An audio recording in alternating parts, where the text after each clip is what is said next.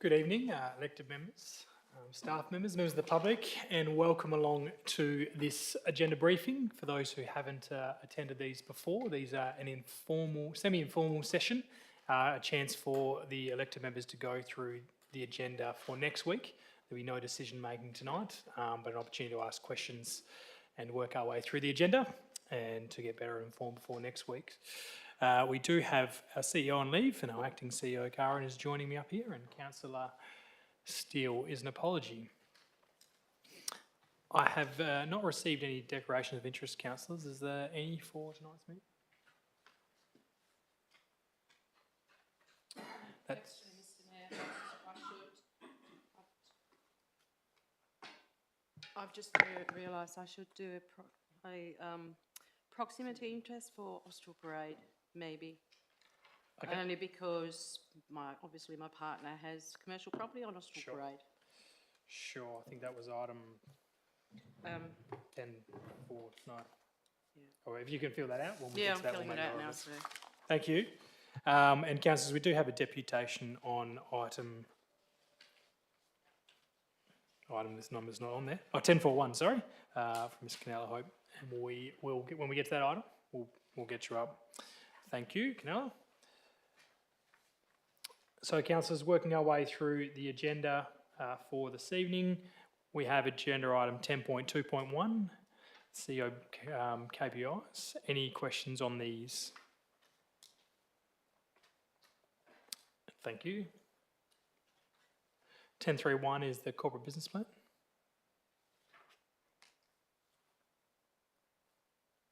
No questions, thank you. 10.3.2 was our favourite, some rate exemptions. Any questions on this?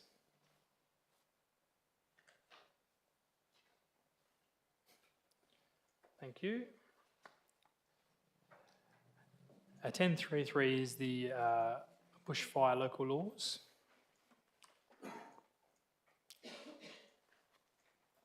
Any questions on this? Thank you. 10.3.4.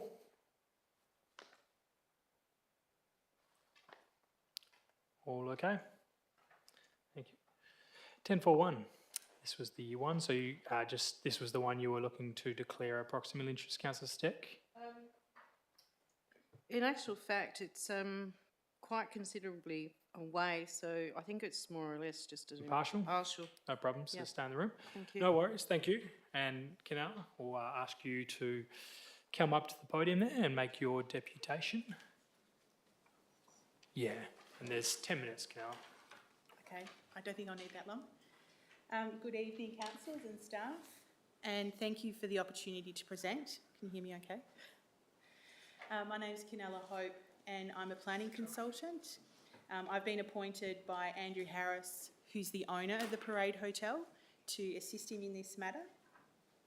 Andrew was hoping to be here with me tonight. Excuse me, Mr. Mayor, I will vacate the room because the proponent has named the Parade Hotel. Proximity interest, Councillor Steck, thank you. We'll add your time back on, Canella. That's okay. Yeah, and Canella, can you just make sure that microphone's across to you, just so we can pick that audio up? Is that better? Thank you.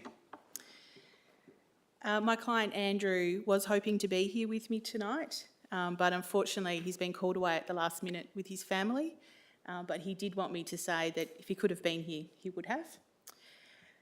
Overall, my client endorses and they support the officer recommendation in this matter, and we encourage councillors to do the same. We've worked closely with officers to reach this point of the process, carefully shaping the additional uses to suit the circumstances of the Parade Hotel location.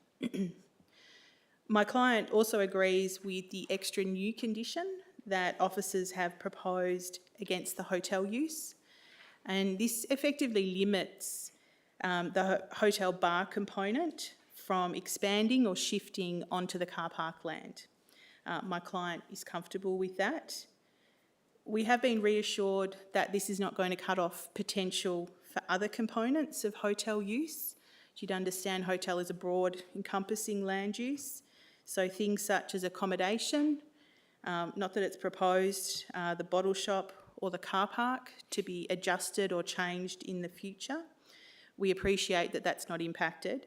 It's just the public bar component that's restricted to its existing side of Austral Parade. As I spoke about when the city agreed to initiate this amendment, we really see this amendment as opportunistic and not such a significant change. It's really one that's been crafted to make the most of the potential that already exists here in East Bunbury. We also agree with officers and the commentary in their report that the Parade Hotel and the local centre zone here, it already has potential. This has been demonstrated by the Leschenault Quays proposal recently. The existing zone that applies here already enables that type of, or that level of redevelopment and mixed use to occur here. This ability has existed for many years, it just hasn't been pursued until recently. Not that my client has any immediate plans to redevelop, and that's particularly given the really costly impacts of the recent storm events upon his business, which can be felt for quite a while. The additional use has really been about future-proofing and capitalising on opportunity. Multiple dwellings or apartment-style development can occur here and over multiple levels, but this amendment expands the use of that type of building to also cater to more flexibility around short-term accommodation of hotel, motel and service department. And this is quite consistent with the direction that the state government is also heading in around tourist accommodation. My client wanted to express that he's committed to the ongoing success of the Parade Hotel, and he's very mindful that any new redevelopment that he might choose to pursue in the future is going to have to address the interface of this local centre with the surrounding development, including the residential development.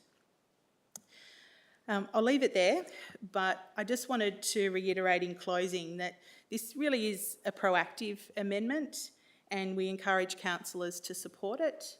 Both myself and Andrew are available if anyone has any questions over the coming week before next week's meeting, and that extends to anyone else that has interest in the application as well. So thank you. Thank you, Gunnar. Appreciate that. Are there any questions, councillors, on item 10.4.1? Councillor Turner. If I can just ask, should something be developed on this block of land, where are the parking spots going to be for the hotel? They've got to have a certain amount of parking spots. It'll have to be addressed if any DA come through, but I'll ask the acting CEO if you have a response for that. I'll refer to the Director of Sustainable Development. Thank you. Andrew? Thanks, Karen. My understanding is there would be a DA requirement. We would need to see new plans for any proposed expansion, and that car parking would need to be accommodated, maybe off-site if it's a cash in lieu contribution, or it could be provided as part of the development. So until we see any future plans, it's hard to guess where they would be, but it would be a requirement under the approval. So you comfortable with that? Follow up, Councillor Turner. Just regarding future development, what's the amount of stories height-wise they could go with this, please? Acting CEO. Thanks, Andrew. I'll defer to the acting manager of planning. Through the Mayor, so the existing local planning framework sets out specific height requirements for the site. So the Parade Hotel building on the northern side of Austral Parade has a height limit of 21 metres, and then the TAB site to the east is 15 metres, and then the southern portion of the lot on the other side of Austral Parade is 15 metres as well. Yeah. Further questions?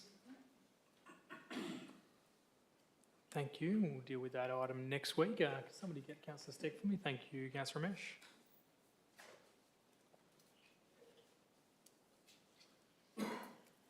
Thank you, Councillor Stegg. 10.4.2, councillors, there's the CSWRF request. Any questions? Councillor You know, Smith, just have you met? where is this facility? I looked through the appendices. Where is it located? This facility? Acting CEO, you have a response for that? May I refer to the director, please? Sorry, the question was, where is the, Where's the actual facility? Yeah. it's actually a good question. I've sort of dealt with the grant application, but yeah, I'm not actually sure where the facility is myself, so. Taken on notice, Deputy Mayor. Oh, we do have a response. Of course, Mr Sport. Through the Mayor, so it's on Southwest Highway, it's basically straight opposite V&V Walsh. So if you looked at where Stratco was, and went about another 3/4 of a K on the other side of the road. There's another one on Southwest Highway too, on your way out towards the Waterloo service station. So it's actually not in our shire, but it's adjacent shire, so there's two. Very good. Further questions? Thank you.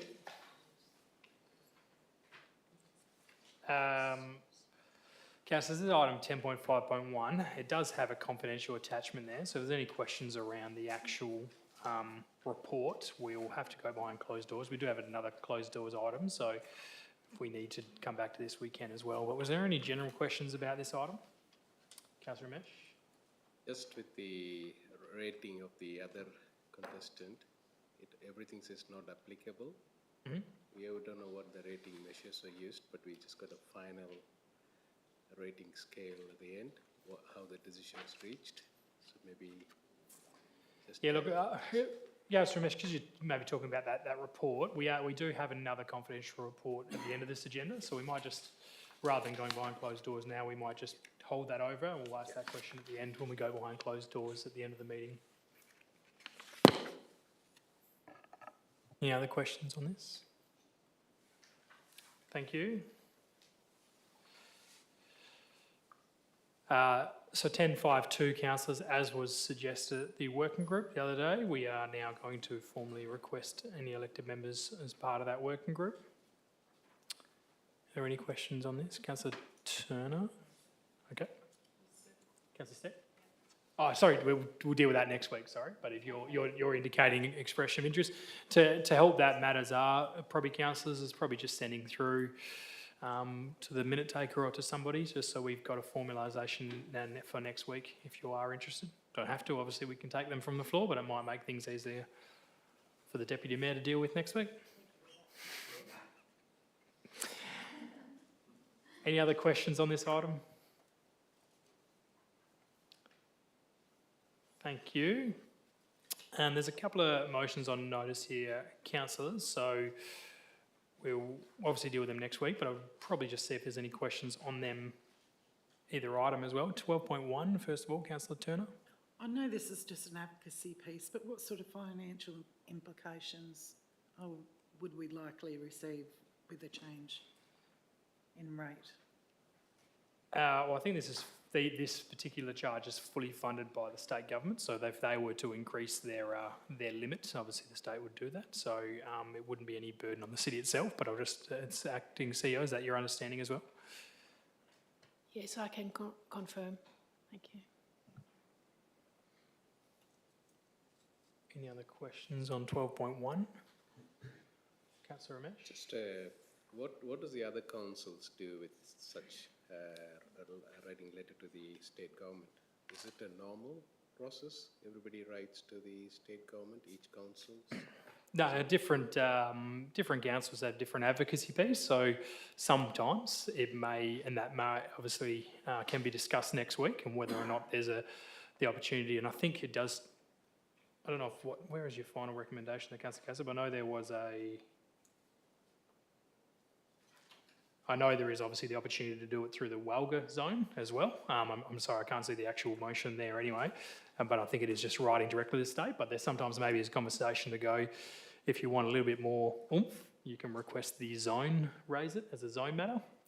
So some I'm obviously the representative on the Southwest Zone for here, and quite often councils will bring a particular piece. I know just recently when the deputy represented me there, the Shire of Manjimup, no, it wasn't Manjimup, had brought the piece around live export. So again, it's an advocacy piece in that part, where sometimes they feel that if there's 12 local governments in a particular area, so that can be done. But obviously anyone can write to any state to government agency about any issues at any time. Just one more question. Yes, Maybe Councillor. repetition. Do we know the demographics of the number of people who would be on the seniors' health cards and for eligible pensioners? How much would that impact? Because I'm sure if you're running a finance department, you want to know how much it's going to cost the state government as well. Yeah, I mean, I'm sure the state government would have those figures. We may do as well. And again, that's probably up to the state government to determine, but do we have any of those figures on demographics from our point of view? I'm not sure if we've done that analysis as yet. I can check with the manager of finance. Through the Mayor, so we have applications for pensioner senior applications that we apply and would have those figures that we can provide. So my comment was, what will be the financial impact for the state government? You can't just say I want discount. We need to say how much it's going to impact the finance department as well. Yeah, with that, obviously, if we write to the state government, that would be their part of their consideration. So if they come back to us and said, well, they would have to run those figures if they wanted to increase their potential cap, what would cost them would be up to them to determine. As I said, it wouldn't be an impact on the City of Bunbury. Any other questions on this one? All right, and the next one, I did just speak to Councillor Gassab prior. I believe, Councillor Gassab, you are planning on providing some more information to this recommendation. There's obviously a little bit limited, just the one liner there, but I think Councillor Gassab will provide some information for next week. Was there questions on this item? Councillor Brown? Look, this is a really important issue, and collaboration and regional development is really important. This motion really lacks any information, and I'm really disappointed in it. I've got a question. Got a question in there? Any question Yep. in there, Councillor Brown? So I am asking, would we be likely to see some council background to this, and also an executive recommendation for next week? Mr Mayor, is that debating? It's a question, Councillor Stack. So I guess that, yeah, I'll ask the, and I know the CEO wasn't here to provide any comments, so maybe the acting CEO, will there be any CEO's comments, and would there be any other, thanks, acting CEO. Thank you. Yes, sure. We'll add some recommendations from the city, and we'll also be getting some more information from the councillor. Mr Mayor, may I have a question, please? Sure. Stack. Through you, Mr Mayor, can I ask Councillor Gassab, has he had any conversations with the Shire of Capel, with the CEO or the Shire President? Councillor Gassab, the stage. I guess I did. In answer to that question, I just, out of courtesy, I did let the Shire of Capel President know that this was on the agenda, as it's public information. So, Can I ask you what his response was? sure, I could read it to you. I think he said, if it goes through, happy to have a conversation, but not sure it'll go anywhere. Along those lines, anyway. Councillor Brown? Thanks, Michelle, for asking that question. But in relation to that, does Councillor Gassab have any business case or business data just to identify what we would be saving? Is that available? Councillor, have you a response to that, or is that going to be something you might provide in your comments for next week, perhaps? So I'm not sure if you want to make any comment on that. I'm happy to provide information. It's not about just saving, it's about growth, potential growth. Well, perhaps we will factor that into some of your information for next week, Councillor Gassab, and obviously, ideally, we can get that in before Thursday's agenda settlement would be ideal. again, if required, we can send, as we've done previously, we can send out as a briefing note for elected members, but ideally that would be sometime before next Tuesday. Councillor Turner? Just wondering why we're accepting motions with so little detail in them. I mean, how are we supposed to make a decision on such a lack of detail? So CEO obviously sets the agenda. CEO wasn't here. Councillor Turner, when under our standing orders, any motion on notice written to the CEO within 14 days' notice, unless the CEO determines it's not in good governance of the Shire, will appear on the agenda papers. So any motion that comes up, I think the question was raised around having some further officers' comments, and I think that'll be addressed before the next meeting.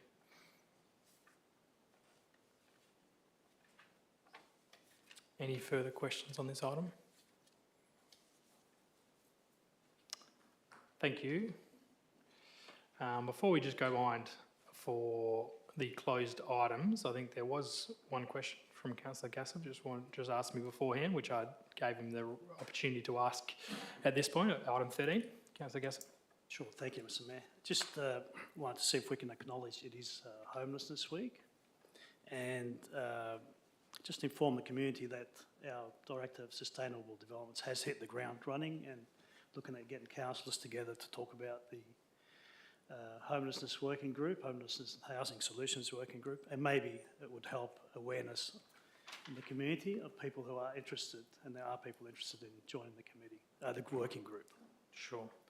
I'll take it as a question around the city's involvement for Homelessness Week. Councillor Gassam, I know Anglicare are running a full day down tomorrow at Coolanbiddy-Wooler, which I think the city is supporting.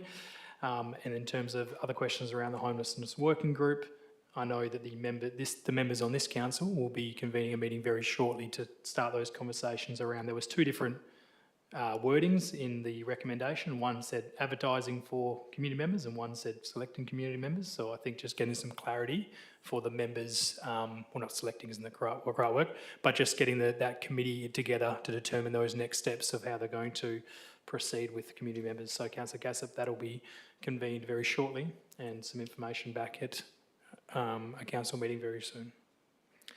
Thank you. So for members of the public, we just have two items that we are dealing with that have confidential contracts in place. So we'll move behind closed doors. Thank you for attending and look forward to seeing you next week.